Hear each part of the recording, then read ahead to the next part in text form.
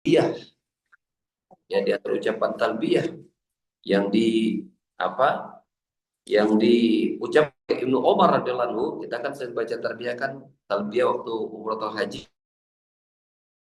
baik la baik la syarika la baik. Nah, Ibnu Umar itu memberikan tambahan pada talbiyah dengan apa? Labbaik wa sa'daik wal khairu fi yadaik gitu. Ya seperti ini hadisnya sahih Muslim.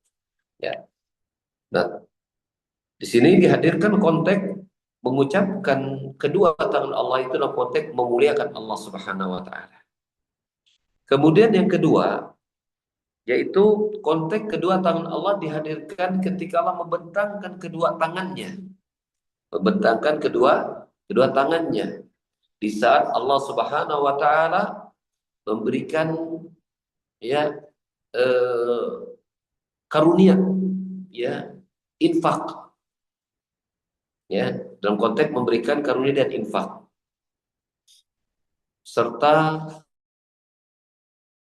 hambanya. Ketika memberi karunia dan berinfak, Allah sebutkan di surah Al-Maidah ayat 64, bal yadahu mabsuutatan yunfiqu kaifa yasha. Padahal kedua tangan Allah itu terbuka dan dia memberi rezeki sebagaimana dia kehendaki. Ya, ini dihadirkan kedua tangan Allah, yaitu Allah Subhanahu wa taala memberikan rezeki. Demikian juga ketika Allah Subhanahu wa taala menerima taubat para hambanya, ya. Dan hadis sahih Muslim dari sahabat Abu Musa dari Nabi sallallahu alaihi wasallam, dia bersabda, "Innallaha yatuba musi an-nahari wa yabsutu yadahu bin nahari liyatuba musi al-laili hatta tatla syamsu min maghribiha."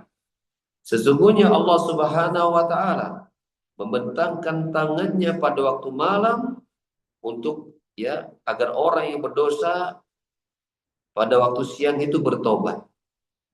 Agar orang yang berbuat dosa di waktu siang itu bertobat.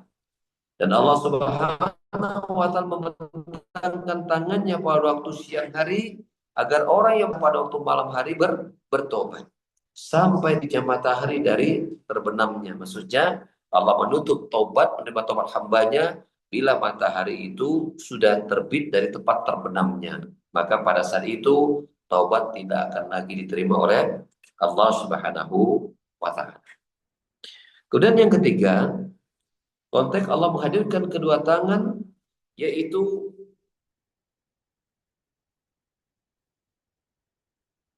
menciptakan langsung beberapa makhluk dengan tangan Allah Subhanahu wa taala.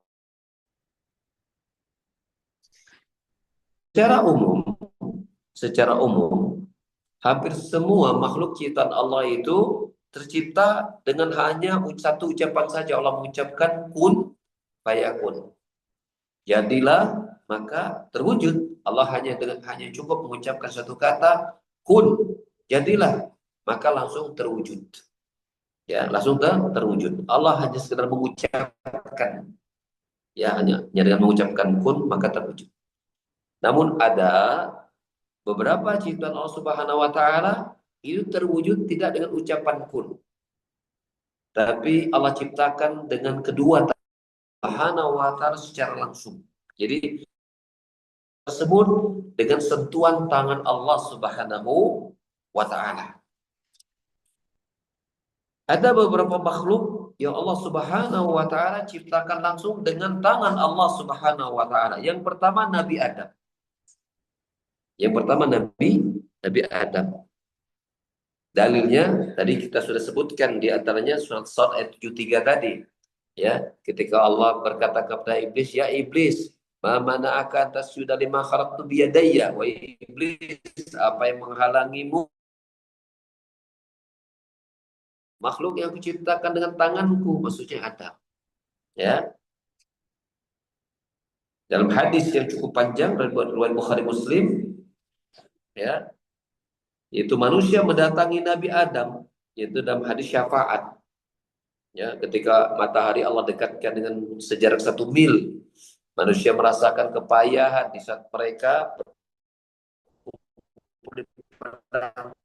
dalam keadaan telanjang, tidak berkhitan, tidak beralas kaki, dan tidak membawa apa-apa. Allah dekatkan mata, merasakan kepahitan yang luar biasa. Maka mereka berkeringat.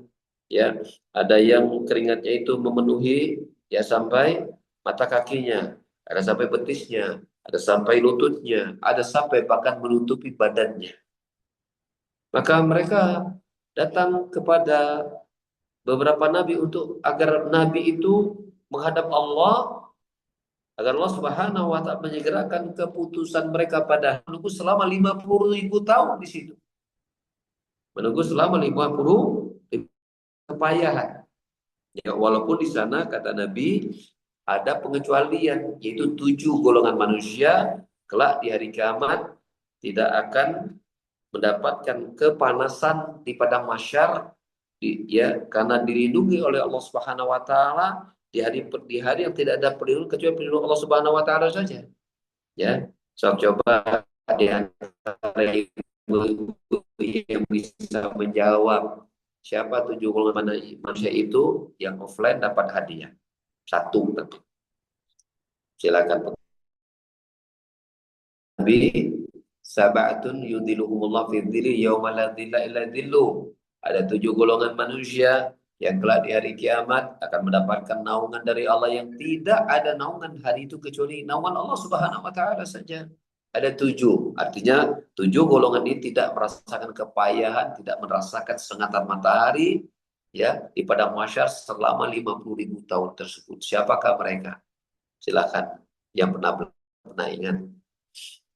Ada 7.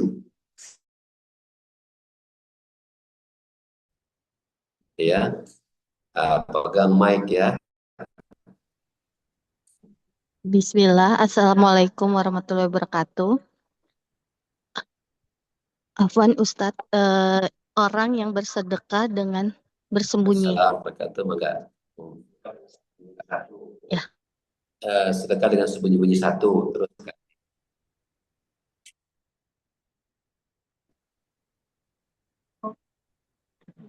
coba kerja bareng.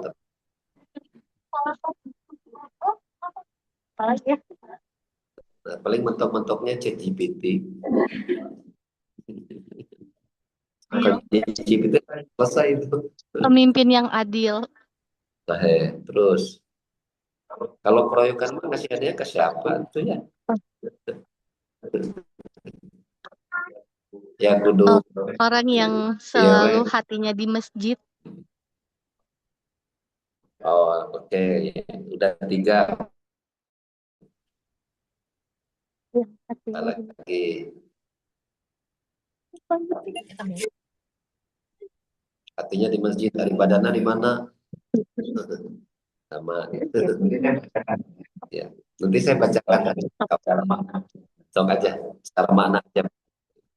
Udah 3 ya. Imam yang adil, hati yang terikat pada masjid, kemudian itu bersedekah sembunyi-sembunyi, apalagi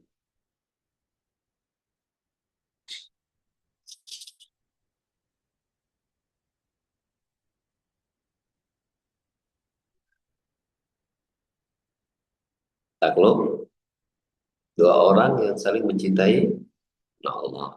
Terus yang kelima, yang digoda teh.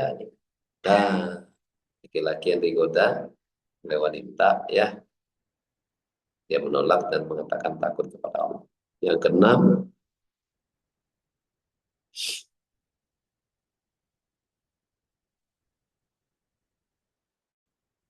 pemuda idaman, pemuda akhir zaman. Ya, ya tadi yang menjawab pertama ya kita kasih hadiah ya sudah, tidak apa-apa ya. Kalau berdasarkan urutan dari Nabi SAW, yang pertama itu imam adil, ya, imam yang adil. Yang kedua, rajulun qalbu mu'allaqun bil masajid, seseorang yang hatinya terikat ke masjid, ya, pengen sholat ke masjid, ya, Kalau laki-laki senang sholat jamaah gitu kan. Kalau kemudian menghadiri majelis ilmu di masjid, ya baca Quran di masjid, betah berlama-lama berzikir di masjid dan seterusnya. Ya, seperti itu. Jadi hatinya di masjid teh sanes masjid dijadikan wisma, ya Pak Sare gitunya bukan. Tapi terikat karena ada kenikmatan dia di masjid sehingga dia betah di masjid. Pemuda ya syabun nasyati ibadatillah itu pemuda yang tumbuh dalam beribadah kepada Allah. Yang keempat, ar-rajul tahabba billah sama alaihi wa dua orang yang saling mencintai karena Allah, rajulun dan imra'atun dzatal jamal wa mansib wa qala inni akhafullah. Yang kelima, orang yang digoda oleh wanita yang cantik jelita, punya kedudukan istimewa, dia menolak dengan mengatakan takut kepada Allah. Yang keenam, rajulun tasaddaqa bi sadaqatin fa akhfaha la ta'lama shimalu ma tunfiqu yaminu. Itu seseorang yang bersedekah dan dia sembunyikan sedekahnya sangat rapi sampai-sampai tangan kirinya tidak mengetahui apa yang disedekahkan oleh tangan kanannya. Saking dia sembunyikan, ya sedekah itu tidak ada yang tahu kecuali hanya Allah yang menjadi saksi sedekahnya. Tidak ada satu manusia yang tahu, hanya Allah yang jadi saksi sedekah. Yang ketujuh adalah apa? Ya, rajulun dzakarallaha khaliyan fa fadat ainah. Itu seseorang yang menyendiri ingat ke Allah, ingat dosanya, ingat amal sedikit, ingat mati, ingat tetes kedua air matanya. Allah yang dia saksi tetesan air matanya. Tidak ada manusia yang melihat. Ya, dia mentafakuri, dia muhasabah, dia merenungi diri, kadang sendirian. Dan sendiri tidak disebutkan malam hari, enggak. Ya, menyendiri. Tidak disebutkan harus malam. Bisa jadi pagi hari, dia ingat Allah Subhanahu wa taala.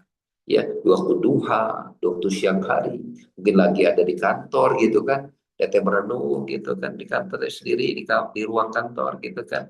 Udah tafakur ya Allah. Ya berapa banyak gitu kan dosa. Ya. Nah, tangisan ini adalah tangisan yang inilah tangisan disebut tangisan yang akan sangat-sangat menguntungkan. Jadi tangis yang menetes karena takut kepada Allah terus dan bersembunyi ini adalah tangisan investasi gitu kan. Tangisan investasi itu kalau kita pengen nabung investasi berharga ya yang akan menunggu kita dari kiamat adalah tangisan karena takut kepada Allah ketika menyendiri ya bersama Allah Subhanahu wa taala. Dan itu nggak harus ya di waktu malam, nggak harus sholat menyendiri. Mungkin ketika di WC gitu ya, lagi naon gitu kayak mikirin gitu, tiba-tiba nangis. Masuk dalam hadis itu. Ya, masuk dalam hadis itu. Kapan saja dia merenung. Ya bisa. Ya seperti itu. Ya. Nah, namun secara umum manusia di padang mahsyar itu merasakan kepahitan dan kesulitan. Bayangkan waktunya 50.000 tahun bukan waktu yang sebentar.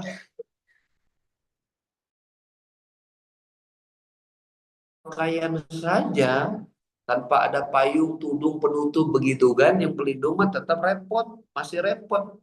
Apalagi ini tidak berpakaian sama sekali, tidak pakai alas kaki, gitu kan. Seperti itu kan kebayang beratnya hari pada hari itu. Sehingga waktu sekian panjang dengan kerepotan yang luar biasa, mereka mendatangi di antaranya yang pertama, mereka datangi Nabi Adam. Ya, mereka datang kepada Nabi Adam. Ya. Mereka berkata, Anta Adam Abun Nas. Kau adalah Adam, bapak seluruh manusia. Khalaqahu biyadihi wa askanaka jannatahu. Allah telah menciptakanmu Adam hanya langsung dan telah menempatkan engkau di surganya. Gitu kan? Datang tuh kepada Nabi Adam. Ya. Nah, Nabi Adam tidak bisa memberikan itu. Nabi Adam nggak berani lapor kepada Allah. Ya, Karena dia ingat dulu waktu di surga juga pernah melanggar larangan Allah kan, makan buah yang dilarang kan gitu kan, nggak berani Adam itu. Ya, seperti itu. Datang ke Nabi Nuh nggak bisa, datang ke Nabi Nabi dan berujung di Nabi kita Muhammad SAW. Nah, inilah yang disebut dengan keistimewaan khusus bagi Rasul, yang disebut dengan ya maqam mahmuda, ya kedua istimewa hanya untuk Nabi kita Sallallahu Alaihi Wasallam. Itu Allah izinkan Nabi untuk menghadap Allah dan menghadap bersujud untuk minta syafaat Allah Subhanahu Wa Taala agar urusan manusia di hari itu disegerakan. Maka Allah pun memanggil Nabi kita, ya irfa' rasak, ya syafi' itu syafa', ya saltu tasyafi' itu syafa', angkat kalau mintalah engkau akan diberi, mintalah syafaat engkau akan syafaat. Ini Rasulullah SAW. Nah, kisah syafaat ini di antara dalil yang menjelaskan tentang tangan Allah adalah itu tadi. Ketika manusia di padang mahsyar datang ke Nabi Adam lalu berkata, "Ya Adam, anta abun nas. Khalaqakallahu biyadi wa askanaka jannatahu." Engkau adalah bapaknya manusia yang Allah ciptakan engkau langsung dengan tangannya dan Allah tempatkan dirimu di surga. Ya. Ini dalil bahwa Nabi Adam diciptakan langsung dengan tangan Allah. Tidak dengan ucapan kun fayakun, enggak. Ya, fayakun, tapi untuk Nabi Adam Allah ciptakan dengan tangan Allah langsung. Yang kedua adalah kitab Taurat. Taurat ini subhanallah. Semua kitab-kitab Allah Subhanahu wa taala itu hadir dalam bentuk wahyu kepada Allah, berikan kepada malaikat Jibril dan disampaikan kepada nabi-nabinya, rasul-rasulnya. Ya. Lalu kemudian ada manusia yang menulisnya begitu kan. Tapi subhanallah, untuk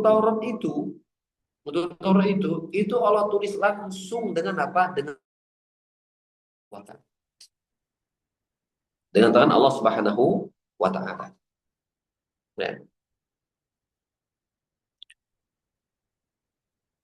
Ketika terjadi dialog antara Nabi Adam dan Nabi Musa, maka di antara isi dialog itu Nabi Adam berkata kepada Nabi Musa, ya,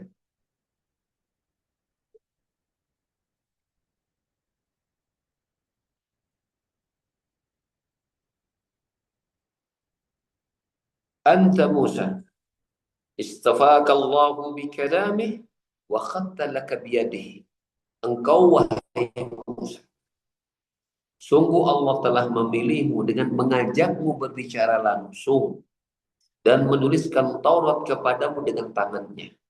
Dalam riwayat yang lain dari Bukhari Muslim ya disebutkan bahwa Adam berkata, Allah memilihmu Musa dengan mengajakmu berbicara langsung dan menuliskan untukmu dengan tangannya, yaitu Taurat. Ada dalil bahwasanya Taurat itu ditulis langsung oleh Allah Subhanahu wa taala. Langsung oleh Allah Subhanahu wa taala. Ya, seperti itu. Kemudian yang ketiga yaitu Lauhul Mahfuz. Lauhul Mahfuz. Itu eh, eh, Allah Subhanahu wa taala, Nabi sallallahu alaihi wasallam ini terdapat eh,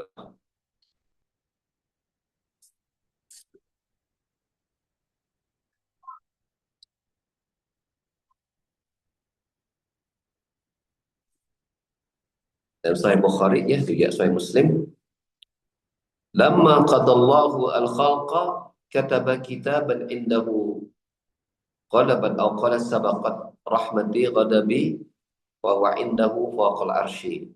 Pada saat Allah Ta'ala menciptakan makhluk, maka dia menulis kitab Lauh Mahfuz isinya, lalu kemudian berkata, rahmatku mengalahkan ya, di sisinya di atas arsy.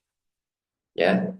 Dan riwayat yang disebutkan sesungguhnya yang riwayat Ibnu Majah Juga meriwayatkan dari sahabat Abu Hurairah dengan redaksi, Rob kalian menulis pada dirinya dengan tangannya sebelum ciptakan makhluk. Ya, menuliskan apa? Menuliskan perkataan rahmatku mendahului kemurkaan. Ya, kalimat itu Allah tulis secara langsung. Ya, nah ini pengukuhan bahwa Allah Subhanahu Wa Taala menulis dengan tangannya juga disebutkan pula sunnah. Ya, sunnah karya Ibnu Abi Asim redaksi setelah Allah menciptakan makhluk, dia pun menulis dengan tangannya pada kitab di sisinya. Apa isi tulisannya? Itu rahmatku mendahului kemurkaanku. Ya. Dan tulisan ini ada di sisi Allah di atas aras, ya Jalla wa ala. Ya. Jadi di antara ya yang Allah yang Allah ya eh, tuliskan dengan tangan kanannya adalah tulisan Inna rahmati sabu, ya itu mendahului kemurkaan. Ya, itu tulis dalam kitab Lahumma Lahu Mahfuz. Kemudian yang dikaitkan dengan tangan Allah Subhanahu wa taala yaitu Allah Subhanahu wa taala menanam surga Aden dengan tangannya. Menanam surga Aden dengan tangannya. Nabi Musa pernah bertanya kepada Rabb-nya, ya. Ya, ini dalam sunnah Abi Asim. Ini Nabi Musa bertanya kepada Allah Jalla wa'ala, Ma adna ahli jannah manzilatan. Ya, jadi Nabi Musa bertanya, siapa manusia yang paling penghuni surga, yang paling rendah kedudukannya, dan siapa manusia yang paling masuk surga yang paling tinggi posisinya kedudukannya. Nabi Musa bertanya di awal pertama, siapa manusia yang menjadi penghuni surga yang berada posisi yang paling bawah. Maka Allah Subhanahu wa taala menjawab, dia adalah seseorang yang datang ketika penghuni surga telah masuk surga semuanya. Ya. Jadi yang paling terakhir, dialah yang paling rendah kedudukannya di surga. Ya, Nabi kan menyatakan surga itu kan 100 tingkat lebih. Hadisnya sahih. Ya. Nah, yang paling bawah itu yang paling akhir masuk surga. Yang paling akhir masuk surga. Dalam hadis yang lain, yang terakhir masuk surga itu ya itu badan.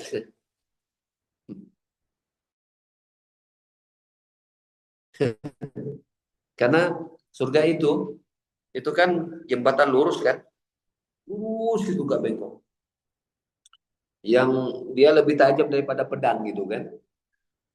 Nah ada orang yang bisa menyeberang surga ke jembatan itu tergantung amal di dunia ya. Ada yang secepat kilat, oh langsung ya. Ada yang seperti kerjapan mata, kedipan mata, langsung ya. Ada yang seperti yang berlari kencang, ya, berlari secepat-cepatnya nggak jatuh-jatuh. Ya, ada yang ya berjalan, ya, ada yang merangkak. Nah, di kanan kiri jembatan itu ada kalalip. Kalalip itu semacam apa? Apa ya? Kalau kita kail gitu, kail yang apalah bentuk menjauh-jauh begini tuh. Nah, gini, kanan kiri itu. Nah, gitu. Nah, kalau ada yang keambil, nyemplung untuk ke neraka. Nah, ada penghuni surga yang itu kena pengait-pengait itu berdarah-darah tapi terjatuh-jatuh gitu. Subhanallah. Jadi masuk surganya pada dia berdarah-darah ya, subhanallah. Tapi masuk surga dia. Jadi, nah inilah orang yang terakhir masuk surga. Ketika semua penghuni surga udah masuk surga, nah yang terakhir ini dia masuk. Ya, dan keadaan badannya berdarah-darah, dan dia ditempatkan surga yang paling bawah. Tapi ajaib, ya, semua penghuni surga itu tak pernah diri dan bahkan punya keinginan, saya mah pengen pindah lebih ke luhur gitu, gitu ya. Mereka semua sudah puas dengan apa yang Allah berikan kepada mereka di semua level yang mereka masuki. Karena mereka sudah sangat bersyukur dan berterima kasih sudah masuk surga. Ya, dan semua mereka ridho dengan apa yang Allah berikan kepada mereka dari semua fasilitas yang berbeda setiap level, dan tidak ada kemudian mereka ingin pindah dari semua level yang ada.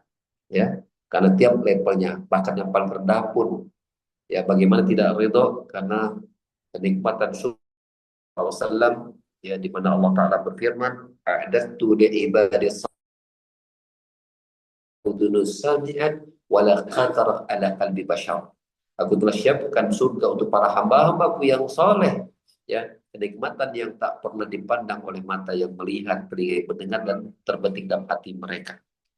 Maka, ya, kata harumnya surga pun tak bisa dikalahkan dengan apa?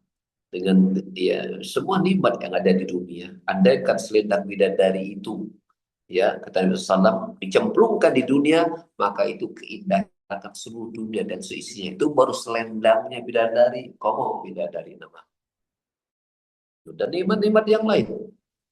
Dan nikmat terbesar adalah apa? Ketika Allah membuka wajahnya dan seluruh penghuni surga merasakan kenikmatan dan kelezatan yang luar biasa memandang wajah Allah, dan tidak pernah mereka merasakan kenikmatan yang seperti itu. Sehingga ketika mereka memandang wajah Allah, semua kenikmatan surga itu tidak ada apa-apanya dibanding dengan kelezatan memandang wajah Allah Subhanahu wa Ta'ala. Ya, seperti itu. Maka Nabi mengajar kita untuk minta, ya, agar kita bisa memandang wajah Allah pada hari kiamat, ya, seperti itu. Nah, siapa yang tahu ini untuk yang online ini, siapa yang tahu doa agar bisa memandang wajah Allah pada hari kiamat, yang online dapat hadiah.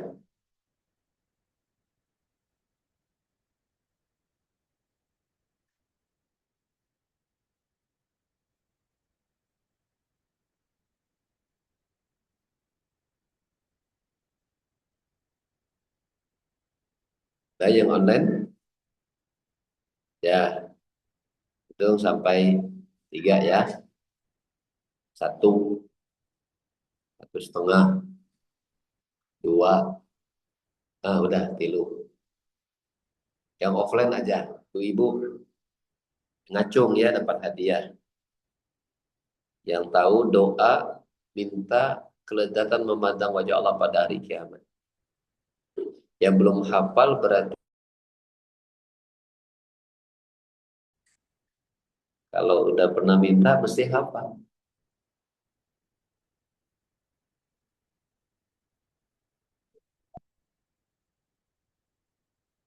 Udah,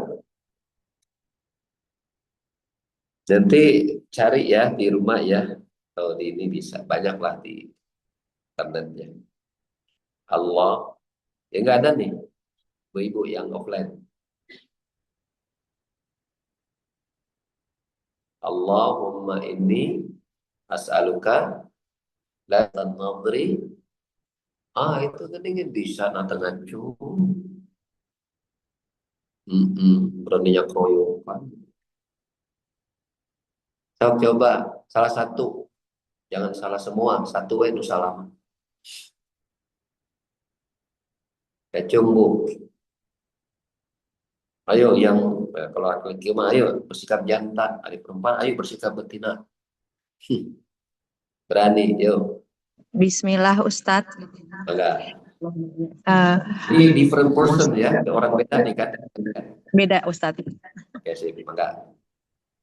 Allahumma ini as'aluka lazatan nazori ila Nadri, nadri. nazri ila wajika Mm-mm. wasyak wasyako ila liko Wasyauqo. wasyauko ila liko Kita. ika Min ghairi. figoiri Min doro ghairi. amudirotin Min ghairi. wala fitnatin mudilah Mudillah. mudilah Mudillah. Ya, nah mudilah. itu ya.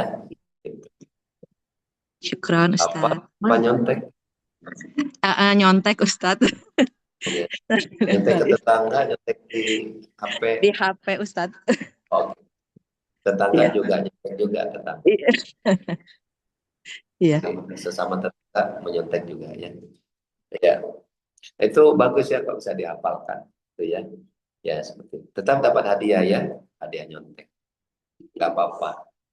Ini proses belajar. Nanti kalau bisa di rumah dihafalkan. Ya, karena semua kita pengen masuk surga enggak? Pasti kan? Coba lihat. Ya, memandang wajah Allah, mengalahkan seluruh nikmat surga. Ya, sebenarnya permintaan kita untuk bisa memandang wajah Allah juga harus sama bahkan lebih besar. Harus kita minta kepada Allah. Kita sering minta tuh Rabbana atina fid dunya hasanah, itu surga. Ya. Nah, kalau bisa kita minta juga yang terbaik dari surga itu memandang wajah Allah Subhanahu wa taala. Ya. Itu dipelajari, dihafalkan dan bacakan di dalam ya doa-doa kita di waktu dan tempat yang mustajab. Allahumma inna nas'aluka ila rabbika wal qiyamah wa syafa'at ladhi qaik ghairi mudhir bi ghairi musiran bi wa fi wa la bi ghairi ya. Saya ingin minta kepada Allah diberikan kesulitan memandang wajah Allah ya tanpa ada kesusahan sama sekali dan tanpa ada fitnah dan ujian sama sekali.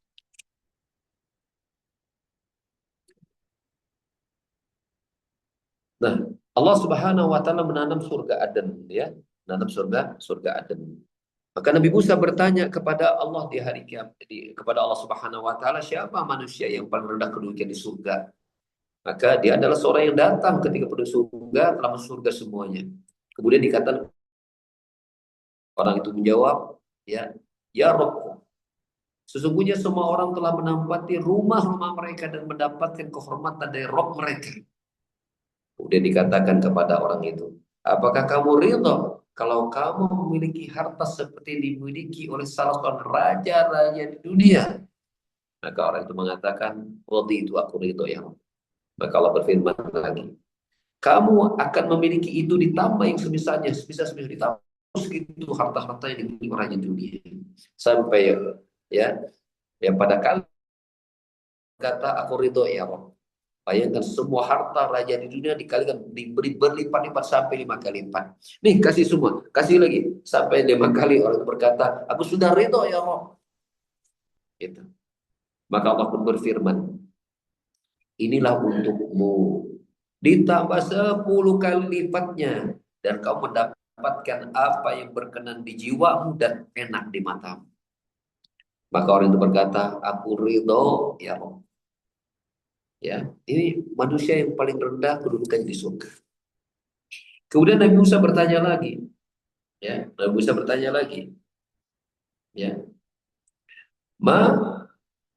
a'la ahlil jannah.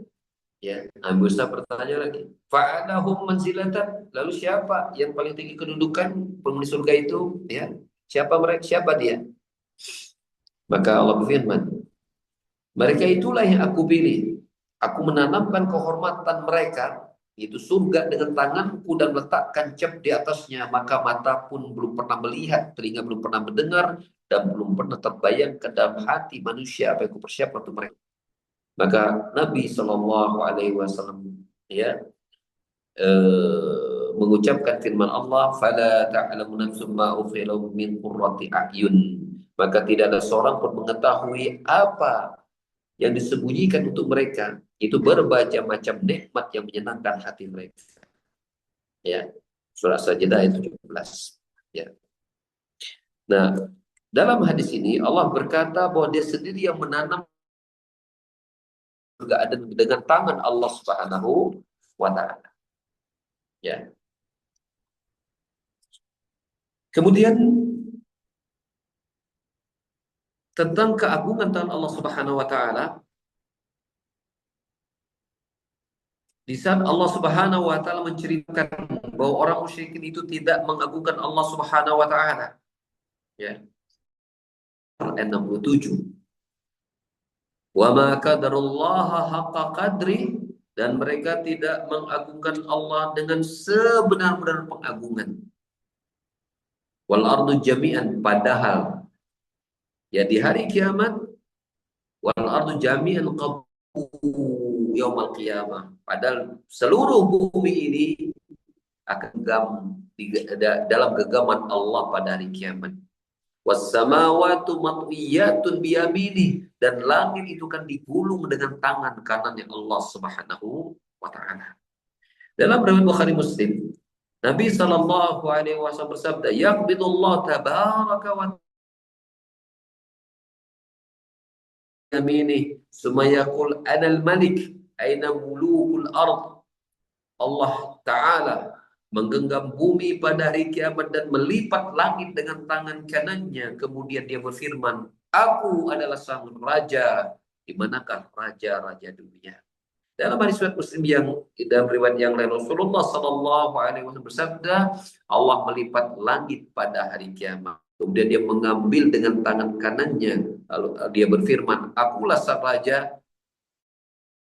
Maka di manakah para tirani-tirani raja-raja zalim itu? Di manakah orang-orang yang sombong? Wa inna mutakabbirun. Kemudian Allah melipat bumi dengan tangan kirinya, lantas dia berfirman, "Akulah sang raja." Di manakah para tirani itu? Di manakah orang-orang yang sombong? Ibnu Umar bertutur, aku melihat Rasulullah sallallahu alaihi wasallam di atas mimbar sedang bersabda, Allah Al-Jabbar mengambil langit dan bumi dengan kedua tangannya. Kemudian dia berfirman, akulah Allah, dengan menggenggam jari-jarinya dan membentangkannya. Ya, akulah Allah, akulah sang raja. Ya, kemudian para Allah bin, sampai aku melihat mimbar tersebut bergerak dari bagian paling bawahnya. Pemandangan itu membuatku berkata dalam hati, apakah mimbar itu akan roboh bersama Rasulullah SAW? Saking apa? Saking Rasulullah bergetar gitu mengucapkan kalimat tersebut. Ya, seperti khawatir malah roboh ini mimbar yang Rasulullah naiki. Bahwasanya kedua tangan Allah Subhanahu wa taala adalah kanan. Dalam Sahih Muslim disebutkan demikian. Ya. Adapun redaksi bahwa tangan Allah adalah kiri ini dilemahkan oleh banyak para ulama ahli hadis, ya. Imam Baihaqi melemahkan riwayat ketika menggambarkan tangan Allah itu ada tangan kiri. Adapun yang sahih adalah kedua tangan Allah adalah kanan. Ya, sebagaimana dalam hadis Muslim bersama Abdullah bin Amr, Rasulullah sallallahu alaihi wasallam punya orang-orang yang berbuat adil berada di sisi Allah. Di sebelah kanan Ar-Rahman, dan kedua tangannya adalah kanan. Ya, yaitu mereka yang berbuat adil ketika menetapkan hukum dan terhadap keluarga mereka serta apa yang menjadi tanggung jawab mereka. Mereka adil di situ, maka kelak di hari kiamat mereka akan dekat ya di sisi Allah Subhanahu wa taala, ya, di atas mimbar-mimbar dari cahaya, ya, dan berada di sebelah kanan Allah Ar-Rahman, dan kedua tangan kanan Allah adalah kanan. Allah wa taala memiliki jari jemari. Memiliki jari jemari. Dalam hadis Bukhari Muslim, ada seorang Yahudi datang kepada Nabi sallallahu alaihi wasallam berkata, "Ya Muhammad, sesungguhnya Allah memegang langit-langit dengan satu jari, bumi-bumi dengan satu jari, gunung-gunung dengan satu jari, pohon-pohon dengan satu jari, bahkan seluruh makhluk Allah dengan satu jari. Akulah sang raja." Rasulullah SAW tertawa mendengar orang Yahudi tersebut, sehingga terlihat gigi gerahmnya. Biasanya Rasulullah kalau tertawanya itu biasa cukup kayak senyum gitu. Sampai kelihatan gigi gerahmnya menunjukkan tertawa Nabi itu lepas, tapi tidak terbahak-bahak, ya, lepas. Saking bahagianya untuk membenar. Ya, seperti itu. Ya, Rasul tertawa karena takjub, ya, dan membenarkan ucapan sang Yahudi tersebut, ya. Terakhir, dalam hadis surat Muslim dari sahabat Abdullah bin Amr bin As, bahwasanya Abdullah bin Amr bin As pernah mendengar Nabi sallallahu alaihi wasallam bersabda, "Inna quluba bani Adam kullaha baina usbu'aini min asabir rahman, qalbin wahidin yusarrifu kaifa yasha." Summa qala alaihi salatu wassalam, "Allahumma musarrifal qulub, sarrif qulubana ila ta'atik." Sesungguhnya hati seluruh manusia itu ada di antara dua jemari dari jemari-jemari Ar-Rahman. Seperti halnya satu hati yang Allah bolak-balikkan ke sekendaknya. Menung doa, ya Allah, sang bolak-balik hati. Balikan hati-hati kami ini menuju ketaatan kepadamu. Ya, ini juga dalil, dan dalil menunjukkan bahwasanya Allah Subhanahu wa taala memiliki jari jemari, ya, memiliki jari jemari, ya. Dan kita jangan bayangkan apapun wajah jemari itu seperti manusia, seperti tadi kedua tangan Allah adalah kanan, bagaimana bentuknya, haram bagi kita untuk menggambarkan sama sekali apa yang menjadi sifat Allah Subhanahu wa taala. Baik, kita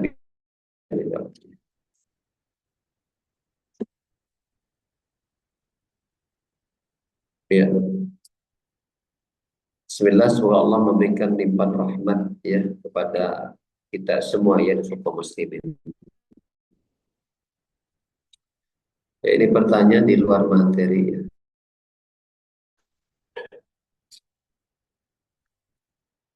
Apabila kita sedekah baju layak pakai, tapi bukan pakaian syar'i, kepada akhwat yang sudah baligh dan ternyata dipakai di hadapan bukan mahram, menutup aurat, apakah kita kena dosa jariahnya, Ustaz?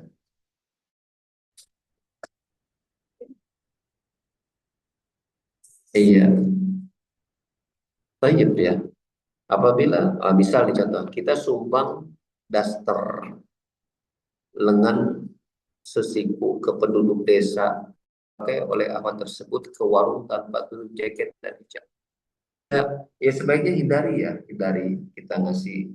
Jadi gini, kalau kita yakin itu daster bakalan dipakai kemana-mana, ke warung, kemana-mana teh dipakai itu gitu kan, maka kita jangan nyumbang daster, nyumbang baju yang tertutup, yang tidak kelihatan aurat, ya seperti itu.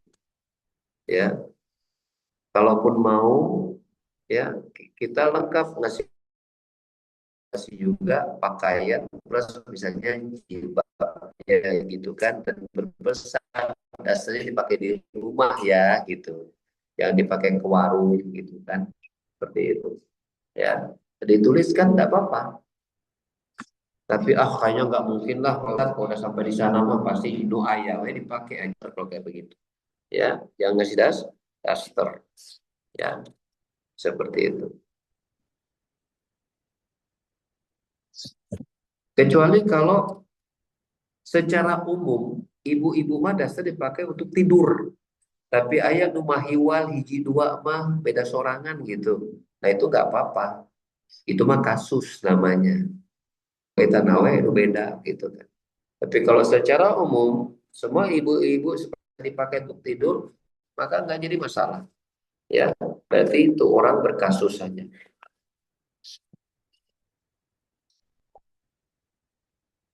Namun sebaiknya kita bantu mungkin dalam bentuk yang lain ya, mungkin kasih popok ya, atau yang lain ya, kalau kita ingin lebih hati-hati ya, seperti itu.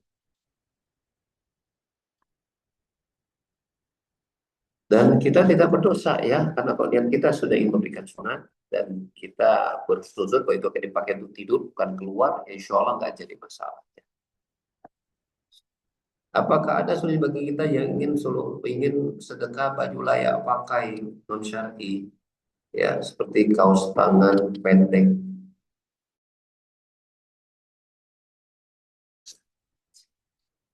Ya langsung ke lokasi.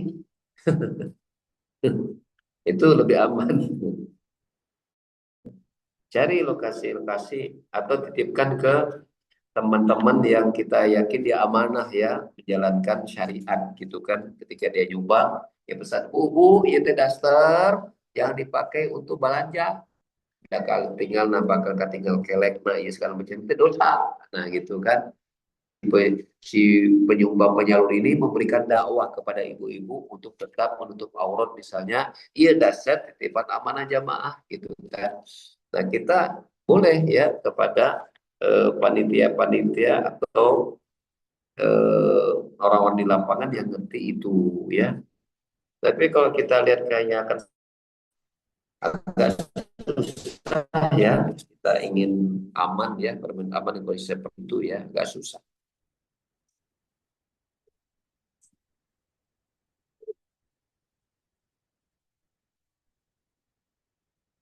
Kalau ragu mending hitung, luatan namanya. Berikutnya pertanyaan. Assalamualaikum. Waalaikumsalam.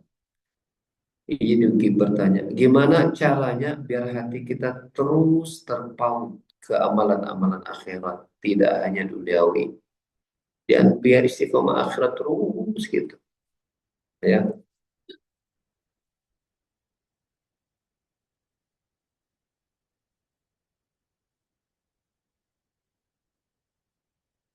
Suatu hari Abu Bakar As-Siddiq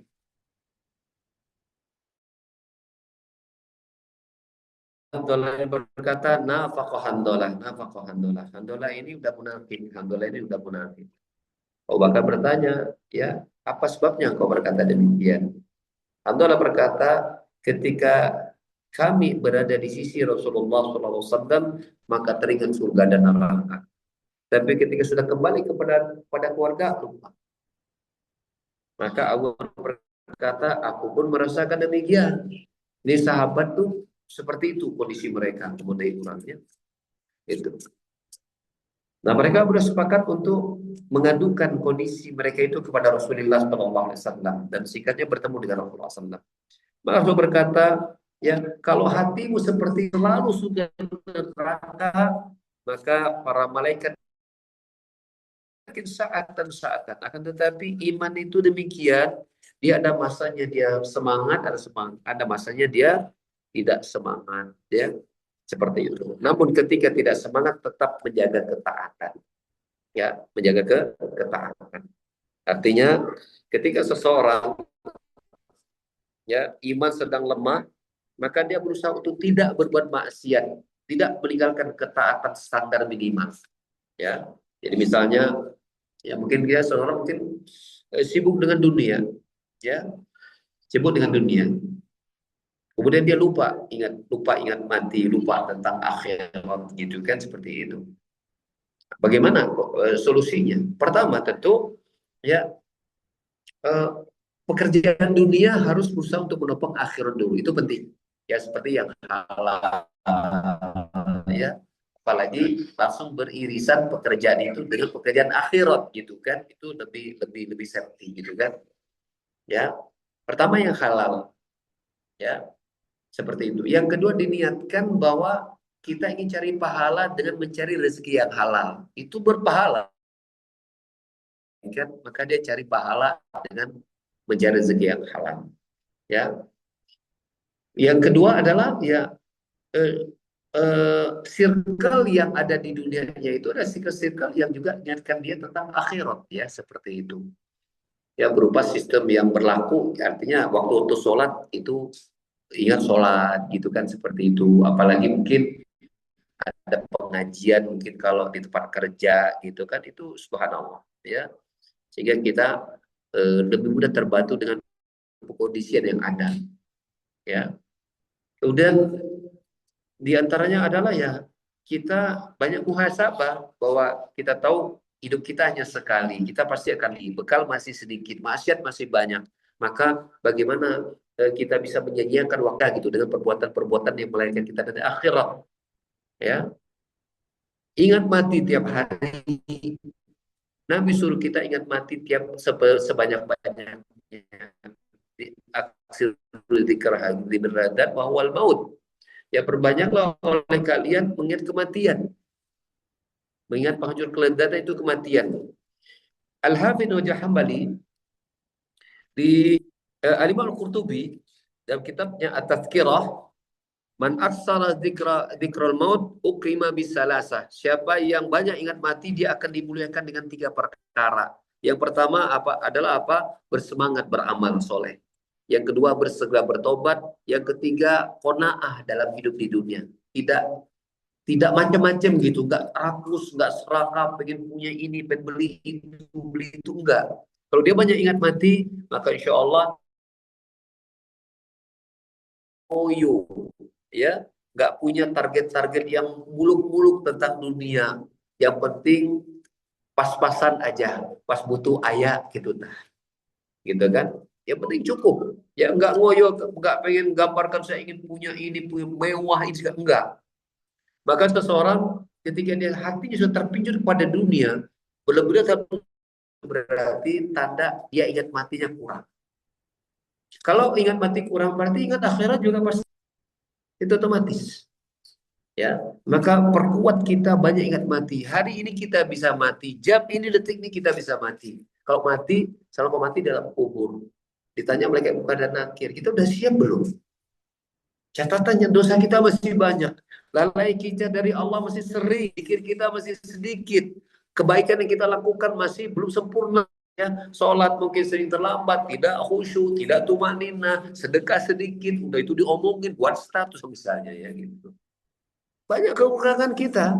Kalau kita nggak banyak pikir mati, maka kita akan sulit sering mendeteksi lemahnya diri kita. Kalau kita nggak banyak ingat mati, makanya ingat mati. Kalau ini mati saya gimana? Saya mati mana? Tapi orang kalau ingat mati, ingin dunianya banyak. Saya pengen punya ini, saya pengen melakukan ini. Bukan nggak boleh, tetapi seringkali berlebih-lebihan akhirnya terhadap dunia. Terlalu banyak angan-angan dia terhadap dunia. Akhirnya lupa pengen baca Quran, lupa pengen pengajian, lupa pengen pikir, lupa pengen ingin silaturahmi, lupa ingin itu, lupa. Apa yang dia lakukan? Bagaimana cara saya senang hidup di dunia, bisa mewah dan nyaman di dunia. Itu pertanda berarti apa? Ingat matinya masih sedikit. Bukan tidak ada, tapi mungkin masih sedikit. Ya, seperti itu. Maka cara konsisten yang paling kuat adalah agar kita selalu ingat akhirat, banyak-banyak ingat mati. Karena kata para ulama, dengan kita banyak ingat mati, kita akan mudah bertobat dan menghadapi dunia dengan penuh qanaah, tidak neko-neko. Simple saja, nggak aneh-aneh gitu. Ya, seperti itu. Ya. Dan bila tidak banyak ingat mati, maka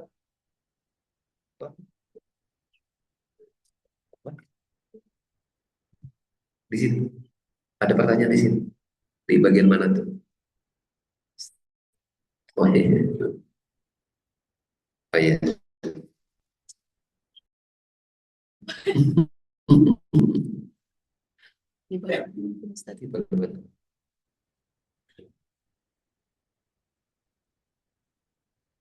Oh iya.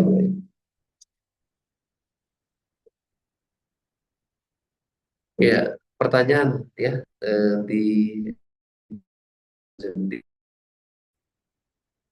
bagaimana untuk bisa selalu melapangkan hati ketika berada di lingkungan yang jauh dari kebaikan, tapi lingkungan ini masih lingkungan keluarga yang kita sulit untuk menghindarinya.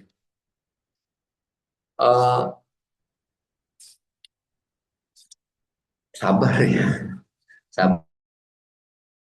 Saya sangat menyarankan bila kita berada di lingkungan yang kurang sesuai dengan syar'i, apalagi di lingkungan keluarga, kuatkan kesabaran, banyak cari pahala sabar. Ketika kita belum ada pilihan yang lain kecuali harus berada di tempat tersebut, ya cari pahala sabar, sabar. Karena pahala sabar itu besar. Ya. Kita tidak mungkin keluar dari ujian. Semua kita diuji. Jangan kita mengira orang yang hidupnya di lingkungan yang baik nih misalnya, kan di keluarganya aman. Ujinya apa? Dia pandai bersyukur kan? Diuji juga mungkin dapat bentuk masalah yang lain tuh orang. Mungkin anaknya yang sering sakit, mungkin dia dapat mungkin apa suami yang gimana gitu kan. Jadi kita berusaha untuk tidak terlalu banyak membanding-bandingkan hidup kita dengan orang lain. Ya, yang terbaik ya syukuri yang ada, sabari masalah yang dihadapi, ya itu yang pertama ya, tentu sambil banyak berdoa kepada Allah agar diberikan keistiqomahan dan kekuatan mental tentunya. Yang berikutnya adalah ya cari healing ya, misalnya di situ kayaknya sumpuk ya, keluar kita ke pengajian ya, ajak barangkali keluarga untuk kita healing gitu kan, mungkin seminggu sekali, seminggu 2 kali, agar kita ada refreshing dulu untuk menguatkan hati dengan kembali lagi ke tempat tersebut ya. Terbaik pindah ya, cari lokasi yang lebih aman secara syar'i ya. Dan tidak terpancing, jangan mudah terpancing dengan omongan-omongan yang ada di sekitar. Jadi jangan juga mudah tersinggung gitu kan.